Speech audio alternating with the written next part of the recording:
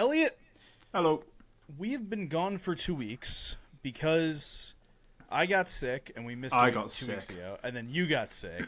Dude, So last we've week, last week, you have no idea. I was wrapped. I had a heater on like full blast. It was like singeing the hairs on my legs. I was fully dressed in a jumper. I had a quilt on, like wrapped around me downstairs. I was freezing cold. Yeah. My head was pounding. I was like, I can maybe sit here all wrapped up, but I won't be of much use. Like, my head is so cloudy. I'm so ill.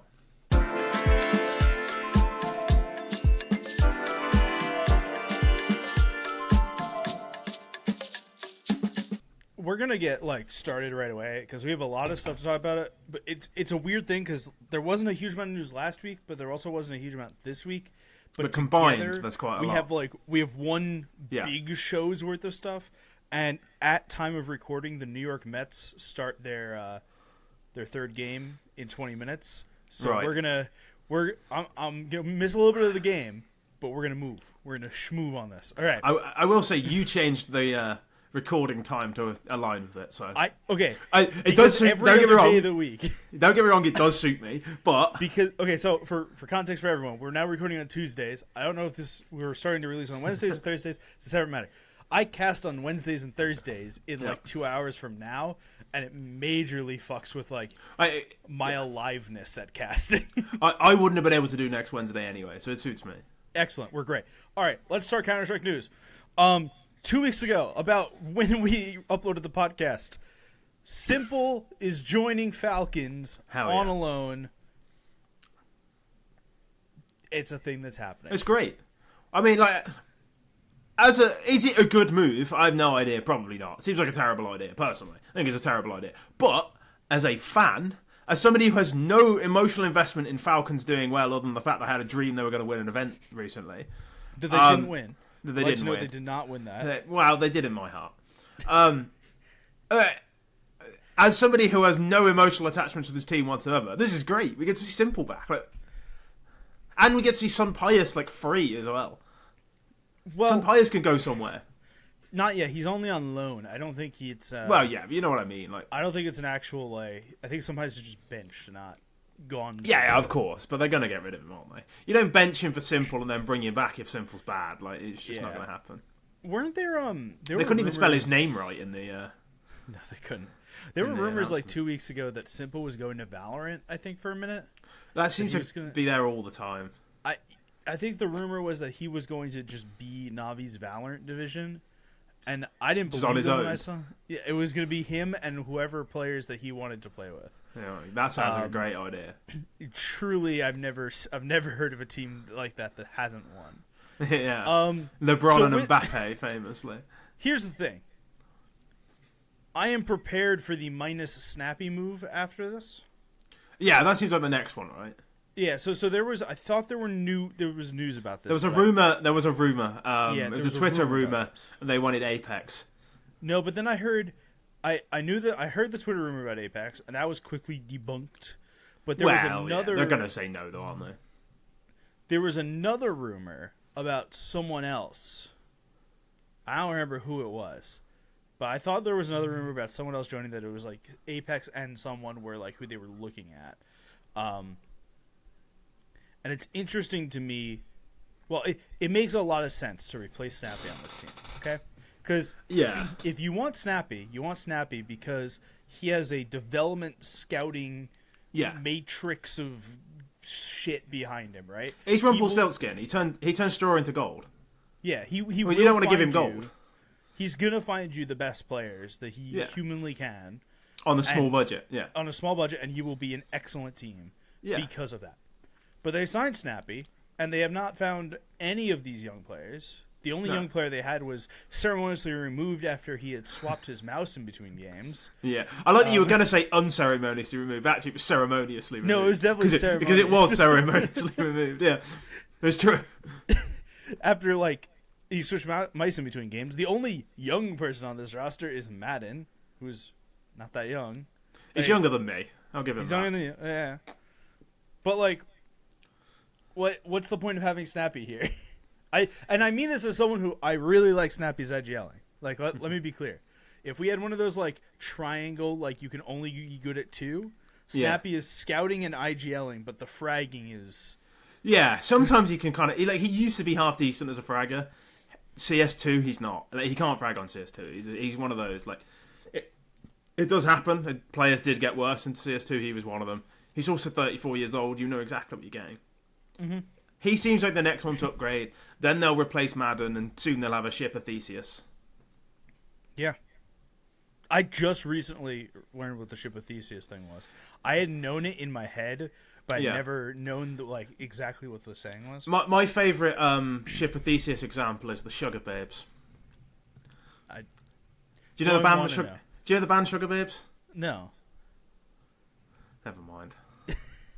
They were a girl band. There were 3 of them, and then they all left like at different times and were replaced. So in the end, you had a ship of Theseus Sugar Babes. So we're no longer the original Sugar Babes.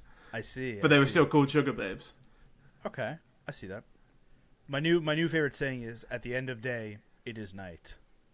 Yeah, fantastic. Excellent. All right, next bit of news. This is gonna go hand in hand, so we're gonna jump around a little bit here now. So last time we talked to you, there was some conversation about Blast and Astralis' emergency substitution to let Cadian in. That was worth it, wasn't it? Yeah. For context, to remind all of you, they were bad still. Yeah. They ended 7th, 8th. They lost to Vitality and then Spirit. They've signed 60% of the good heroic team and still lose to heroic. What's the fucking point? Give up. Do something else. So Blast has determined to do something about the fact that they accepted emergency substitution for a player who may or may not have been actually ill by requesting a formal ESIC investigation. See you next year, lads. Yep. All right. And what's the fucking point? What is the point, man? All right. Before we continue this, I wanna get point number 2, which came out a couple days ago, that the Astralis CEO has now stepped down, but will remain a member of the board. You might as well put the fucking bat signal in the air. You have more chance of getting Batman than fucking ESIC. What a waste of everyone's fucking time they are. Where's my NA win trading allegation? Oh, fucking... I'm sorry. Like, I'm sure I'm supposed to not be this unprofessional and this, like... No. This, you know what I mean? Fucking hell. Do something. Give us something to believe in. You haven't. Just like to remind Why would we expect ESIC to do anything? The last time we had heard from ESIC, okay, was in regards to the major, because one of the players for one of the teams... one of the coaches was banned, but actually wasn't banned. Yeah. And ESIC just never told anyone. So PGL banned the guy after he had already played, and then had to go back and unban him after ESIC went, yeah, no, wait, we said he was good, but didn't tell anyone he was good. Yeah. Waste of time. Where we sit. Absolute waste of time. It's not going to do it. By the time ESIC cover this move, Cadian will be on another team. I'm dead serious. I will put 50 quid on it now. By the time ESIC say anything about it, Cadian will not be on Astralis. I feel like it's a pretty safe thing because, like, ESIC won't say anything about this ever. There just won't be anything.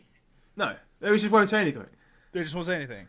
Cadian will retire, and then they'll be like, "Oh yeah, we were investigating him." Yeah, cheers. You know, like, fucking anytime there was some really good 21-year-old footballer who came to Real Madrid or Barcelona, Arsene Wenger would come out like, "Oh yeah, I knew about him when he was 16." You didn't fucking do anything about it though, did you? Yeah, we were investigating him. Yeah, fucking brilliant. Ban him. We're gonna go full circle on Cadian's career. He's gonna go back to a desk analyst, and at that point, ESIC will come out and say something. Yeah, and they'll get him banned from the desk. Alrighty. Waste of fucking time. Let's conclude our Blast Fall final talk. We talked about Astralis in here. We talked about Falcons in here, who made a change after the event. G2 won this event. Yeah. You and I looked at the playoffs 2 weeks ago. We said, G2 Spirit should win that. Spirit Vitality Vitality should win that. Yeah. FaZe Liquid. FaZe is terrible. Liquid should win that. Wrong on all accounts. All over the place. Predicting G2 games is a futile endeavor. What are you supposed to do? We'll come back and talk about fucking exactly. Like, either they're the greatest team in the world or they're fucking rubbish, and there's no in between. And you just don't know which one's going to show up. You just have no idea. No, and unfortunately, it doesn't seem to be on a per day basis. It seems to be on a per event basis. It's per round basis. Any of it. None of it's good. Okay, none of it is good. I'm sure. It's so funny. I love watching G2. I really do love watching G2 because they are so funny. They are maybe the worst coach team in the entire world, and it does not matter. So bad. It actually just doesn't matter. They're so gifted as individuals, or at least 4 of them are. It actually just doesn't matter that they just walk in one by one because Malvs gets 2 anyway, or Nico gets 4 anyway, or Monacy gets 3 anyway. Sometimes Snacks get a double, and it's everyone has a party, but somebody's going to multi-kill every round, and when they don't, they look like the worst team in the world because they've just walked in one by one and not killed anyone. I love them. I love watching them. They're so fun. They're infuriating. They're infuriating, but there's every G2 game has highlights. It does. All right. We're going to move on. G2 won very handedly over Na'Vi to make the finals here, by the way. 3-1. Only two of these games were close. They battered Na'Vi. Yeah. It's just, Monazy was the best player in the world. All right. We're going to move on. There's so much shit.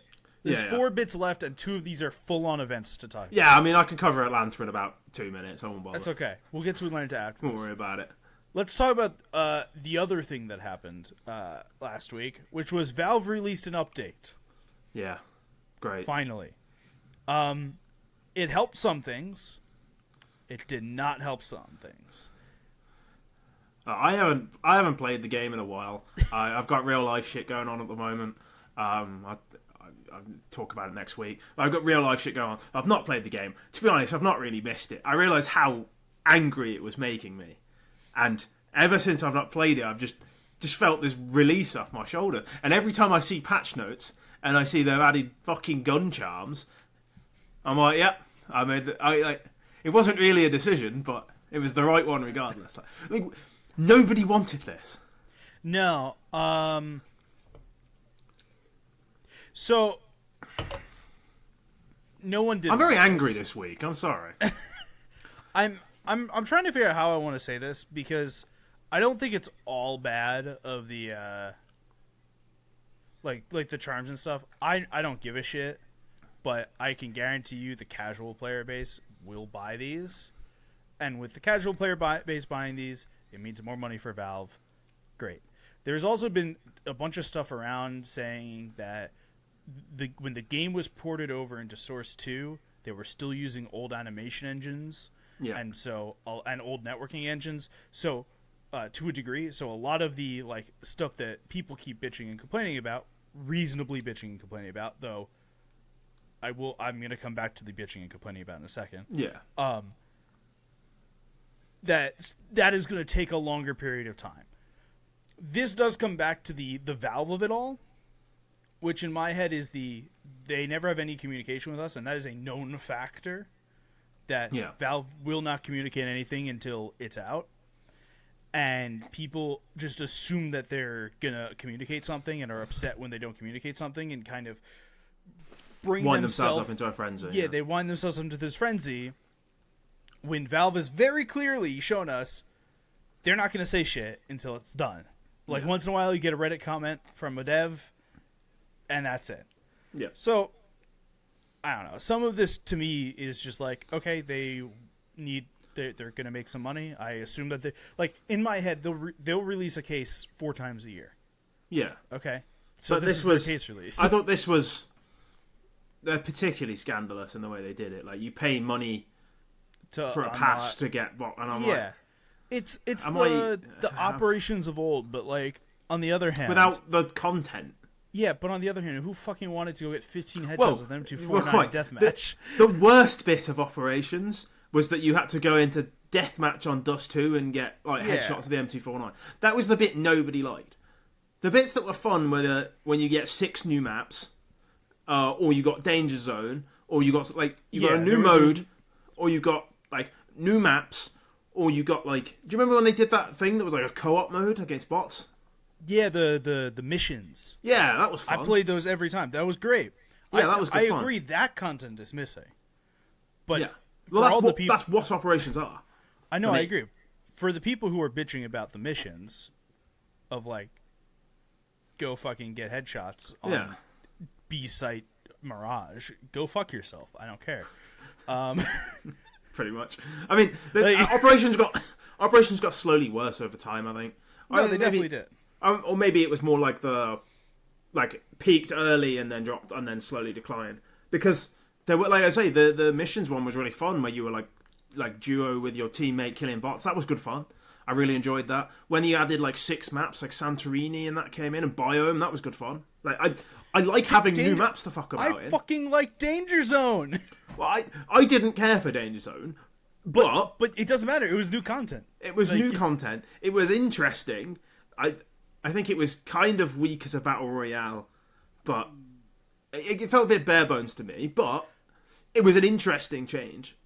Something people actually felt strongly about. Whether or not they liked it or they disliked it, the people who liked Danger Zone really, really fucking liked it. So I have a friend. When Danger Zone came out, it was during all the fucking battle royales. Yeah. And I cannot play Fortnite. I don't have the hands for it, especially with fucking building. Yeah. I like the idea of Fortnite, but not the... I could play a little bit of Apex. I love Apex. I'm liking Apex now, but 2-3 years ago, I couldn't play PUBG. I couldn't play Warzone. So Danger Zone was excellent because I could get my battle royale itch to a degree. So with gameplay I knew. The problem is, I liked the concept of playing a battle royale, and obviously Counter-Strike has the best mechanics of any shooter in the world. So I thought, this is a match made in heaven, but it just didn't quite click for me. Later on, I discovered Apex actually when CS2 came out, and I didn't like it. So I played Apex for about 7 months. I think Apex Legends is one of the greatest games ever made, and if it didn't share time with Counter-Strike, it would probably be one of my favourite games of all time. The problem is, I couldn't play both that and Counter-Strike to the level I wanted to, and eventually Counter-Strike got fixed, so I went back to Counter-Strike. I think Apex is brilliant. They're completely irrelevant, but Danger Zone, it split opinion, but the people who like it really liked it, and the fact they just took it out, have never replaced it, and they're sort of parading the corpse of it around with here's a box you can open by paying money. Fuck you. I think let's take a moment here and be clear. We've done a segment at the start of the shows before of what are we playing right now? Yeah. Neither of us play Counter-Strike right now. No, I mean... you haven't played for a couple months. I play maybe a game or two every week in a 5-stack with friends and not even Premier in competitive because friends don't have Premier ranks. What I play right now is PokeRogue on my phone, Balatro or FIFA when I have time on my computer. Yo, hold on. Balatro is unbelievably good. No, I agree. I found out last night it came out on phone. Yeah. I've resisted the $10. I've resisted downloading because I will not sleep. It's such a bad idea. I'm really good about going to sleep at the right time and stuff. But I love the second I saw Balatro came out for phone, I did it. Yeah. But Counter-Strike right now has just not hit the same itch that it used to, that I have not played it. Yeah. I play tons of League of Legends with coworkers, with friends. I've been playing TCG Shop Simulator recently, which is separately excellent. I've been playing Balatro. I've been playing college football. I've been playing anything but Counter-Strike because it just isn't the same as it used to be. It's not as satisfying as CSGO was with half the content, and my computer struggles to run it more. That's the big one. I have a 4070 Ti. I've got mine's not even that good. No, I've got a 4070 Ti. I've got a Ryzen 7 from a generation ago. I've got 64 gigs of RAM. NVMe. I like half the time I can't fucking play the game. I mean, my PC is 6 years old, so that's partly why. But then it ran CS:GO perfectly fine, which is what I bought it to play. And now CS:GO doesn't exist. I'm like, well, I'm not going to upgrade to play a game that I don't like as much as it's just frustrating. We've gone on quite a tangent here. Yeah, well, that's the point, though, isn't it? Like, because there's nothing else to talk about in the CS2 update. They fixed the Michael Jackson lean a year and a half too late. Great. Yeah, so there was some like animation fixes. Fine, great. Yeah, which I mean, it is good, but like that annoyed me on the first few weeks. I'm moving on. ESL Challenger Atlanta. Yeah. One of the lower quality events in terms of gameplay. The standard of production. Obviously, I was on it, so it was perfectly fine. But like there were some poor games in this. I mean, the grand final was FlyQuest versus Big. FlyQuest being in the grand final should tell you something. But there was a round on Ancient that was. I want to before you keep going. I just want to say who was there to give context to the FlyQuest. It was Audic, Rooster, M80, BetBoom, Wildcard, Saw, Big, and FlyQuest. Yeah. The grand final was FlyQuest Big. It has it had two of the worst rounds I've ever seen, where Big lost two 2v4s. One of them, Alistar is behind the guy, not looking at him, whiffs a free kill. That player then runs into CT to take a 3v1 duel against Dexter. Dexter with a Tech 9 at long range gets two of them, and then gets traded. In the meantime, Tabson whiffs a free kill on a guy standing looking at default. Like, on default, just looking at the wall, I think, or he was looking at Loudlock, whatever it was. He wasn't looking at Tabson. Tabson whiffs a free kill. Leaz turns around, one digs him, and by one digs him, I mean hits him with the third shot. So Tabson still hasn't hit him again somehow. And then he turns around, and I think the last guy was low, so he kills him. There was about 8 instances. This shouldn't have happened from about 4 different players' perspectives. Like, nobody could aim. And I feel really bad to say, it was an event I worked on, but that, like, Big do not look very good outside of Crimbo, who is clearly good. Yeah, Crimbo's really good. JDC is pretty inconsistent, but he's pretty decent. Other than that, they look awful. And worryingly, they beat Saw. Yeah, so I think the complete off problem, event. The issue with teams I had in this event were not the teams that won, though they shouldn't have won. I'm more concerned in the M80 and Saw realm. And so I'm willing to give some leeway, though. First of all, this is an event in America. Yeah. So for the European teams, this is a little bit different. If I'm not going to give any credit to complexity when they come to Europe, I'm not going to give it to European teams going to the US. That's reasonable. I'm going to go on my next thing here. Also, FlyQuest came from Australia. Yeah, that's a good point. M80, when M80 was playing in Pro League, Lake and Rec were just having some of the best CS of their entire lives.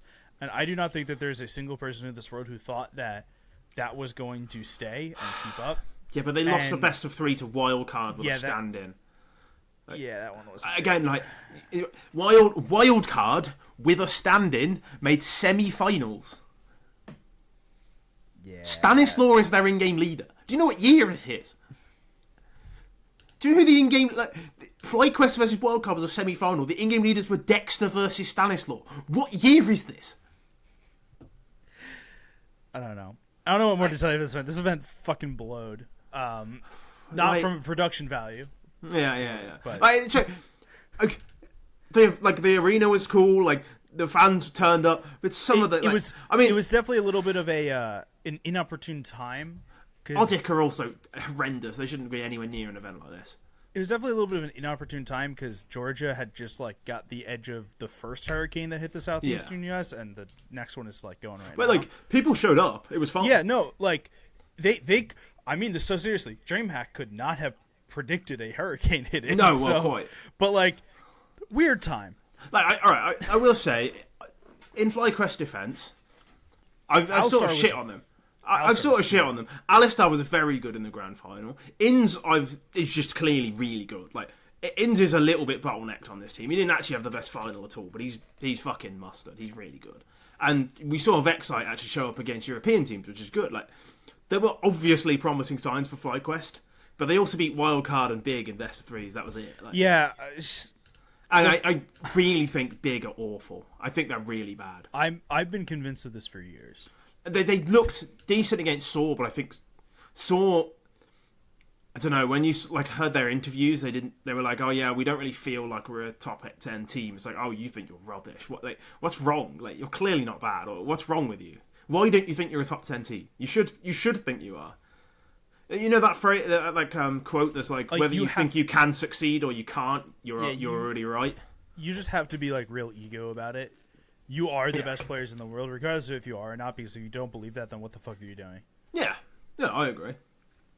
Like you it just seems very defeatist. Even players who don't have an ego have to have an ego. Yeah.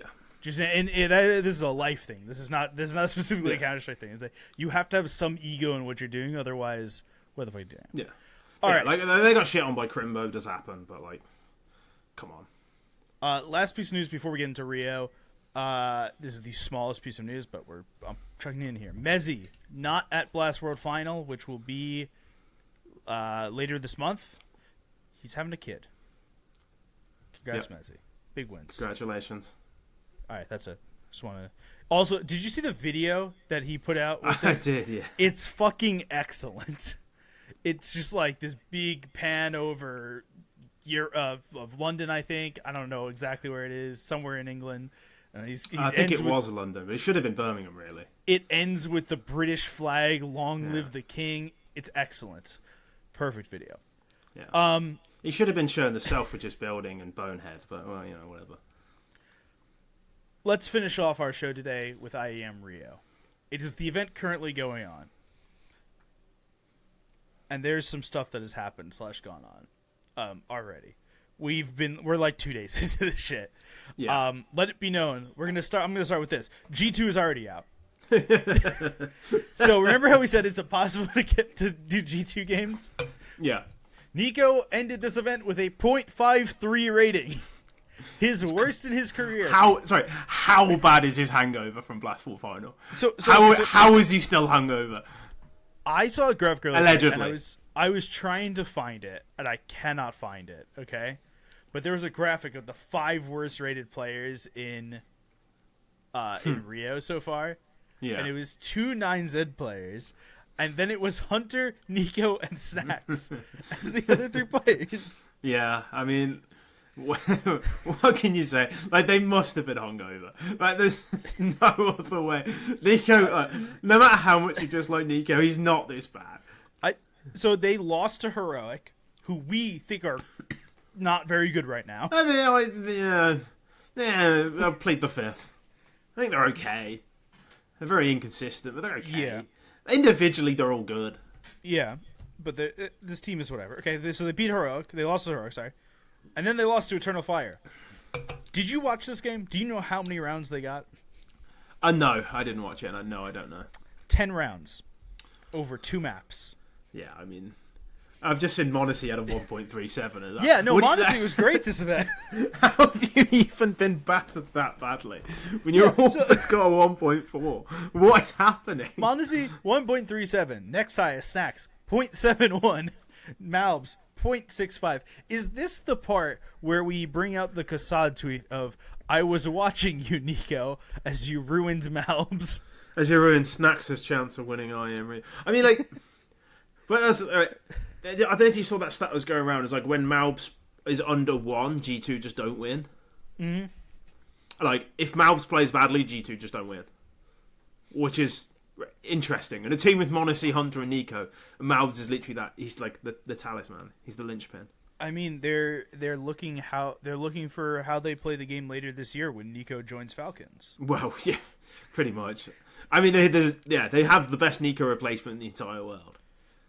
He's just playing anchor roles for them. He's playing anchor roles. It's frustrating. All right. Let's talk about the entirety of Group B. So this is the group that G2 is in. Vitality, 9Z, Virtus Pro, Mongols, Eternal Fire, Astralis, G2, and Heroic. Vitality is already in the group finals. They beat 9Z in a best of 1 and then beat the Mongols 2-0. Yep, as expected. Yeah, exactly. The other bit of this is a little bit more fun. Astralis beat Eternal Fire, meaning they set up a nice little semi-final match against Heroic. Now, let me remind you that there is a lot of players, actually every player from the Heroic team that did well in 2020 to 2023 was in this game. And by in this game, I mean I'm not convinced some of them logged into the server for a bit. I mean, to be fair, Device was the worst player in the server. So Device was the worst player in the server, but Heroic won, and I caught this game. It was pretty handily. It felt like Heroic kind of was in the driver's seat. Astralis are just kind of bad. Like, it's just the way, like, they're just kind of not very good. And they chose to fake an injury to one of their players to be worse. Or at least, like, not significantly better. Yep. So far. I mean, like... So far. It's a low bar. It's a very low bar. So that sets up a Vitality Heroic group final tomorrow as we're recording. Wednesday as when you're hearing. In Group A, Na'Vi beat Imperial to literally no one's surprise. Yeah. Complexity lost to Liquid to... Pretty much no one's surprised. Pretty much no one's surprised. FaZe lost to FURIA to... The problem is it's not a surprise that FaZe lost to FURIA, but if you told me the other way around, it also wouldn't have been a surprise. It's not a surprise that FaZe lost, but it is a surprise that FURIA won. You know what? I'm on with you there. And then Pain lost to Mouse in a very close game that was actually quite good to watch. That means Na'Vi and Liquid played in the upper semis. Liquid lost that game. FURIA beat Mouse in the upper semis. Again, surprising. Everyone's fucking surprise. Quesarato's just back. It is really an event in Rio. So that does help. Yeah, there is some Brazilian magic going on here. Yeah. You got some plot armor on. What I want to talk about here is in the lower bracket, FaZe beat Pain as expected and then beat Liquid 2-0. Something about this FaZe team is kryptonite. Liquid cannot beat them. No, but here's the thing. Liquid beat everyone fucking else. They've beat Na'Vi like a couple times since who is kind of undisputed the best team in the world right now, or maybe disputed with Vitality. They can play really well up into Vitality, but every time that Twist looks across and sees Carrigan, this whole team forgets they're playing Counter-Strike and goes back to fucking Call of Duty for a minute. Twist must be fucking sick. He must be sick to the backseat of seeing Carrigan over there beating it. Carrigan doing his fucking clap. Do that to it. That's when every time I wander around, I'd just look at Twist and do the clap. He'd go fucking mental. He would be unable to hold his mouse by the end of Mat 1. And neither would I, to be honest.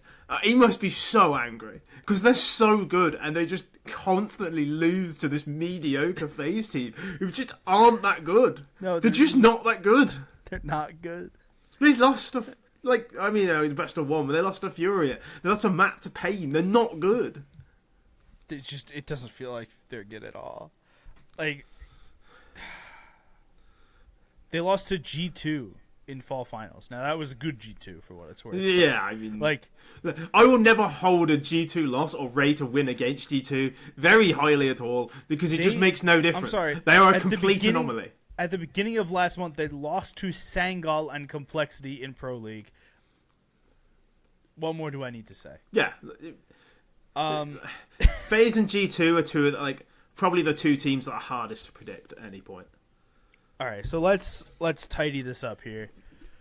Who's winning IEM Rio, and why is it Na'Vi? It's FURIA. I'm all in. That's also an acceptable answer. There were 3 acceptable answers here. It was Na'Vi, Vitality, and FURIA. I would have taken any of them. Well, when you look at Group B, you've got Vitality, Heroic, and then one of Astralis, VP, Mongols, and Eternal Fire. Maybe Vitality, the rest are not winning this event. No. I love Eternal Fire. I love the Mongols. They're not winning this event. No. Group A, therefore, has Na'Vi, FURIA, and then either Mouse or FaZe, probably. I mean, probably. They're 1-0 up against Complexity. Yeah. No, that's not what I was laughing at. I'm more laughing at the FaZe or Maus going against the other teams. Again, it's a team who aren't very good but have really strong resolve versus a team who are good and have no resolve whatsoever. It's like it's a movable rock in front of a Spurs versus Everton or something like. It's just and actually Everton's a terrible example. Spurs versus like Arsenal with 10 men. They just have no interest in playing the game, but they're just going to grind it out. Mouse will probably bottle it against FaZe somehow and lose. And then FaZe will lose in the quarterfinals. I think it's probably an RV win, isn't it? It's the most. It's like a 30% or something, or like 25% Na'Vi, and then like a 20% Vitality, and then the field whatever's is like, left is Furia. The field is like 55%. Furia is like 50. Actually, that's probably high. I think the chance of anyone other than Na'Vi or Vitality winning it is probably under 50%. Yeah, combined. Yeah. Yeah. I think if you were taking Na'Vi or Vitality or the field, you'd take Na'Vi and Vitality. Yeah, I'd agree. I think. Unless Furia somehow become the best team again because they're on Brazilian soil. I still wouldn't trust them. I don't trust them as far as I can throw them. I trust Na'Vi and Vitality so much. I cannot throw 5 people, so it is that's true. Cool. I could probably throw Fallen's quite tall, but I could throw he's a little one. Schools I think is quite little. I could only throw him quite far. Kisarato's quite little as well, actually, I think. Yeah, but he's kind of big. He's kind of jacked. No, I could throw him. Don't worry about it. Maybe you. I can't. Yeah, I could throw him. Alrighty. We are going to end it for this week. We will be back next week. Yes. Assuming that none of us get sick again. We will be back next week. Our editor is Mac. Our producer is James Serpa. You can find us on Twitter at LoganRaphUp, at AZESK, at ReTLDR. And we'll talk about Rio again more next week when Furia win. Peace out.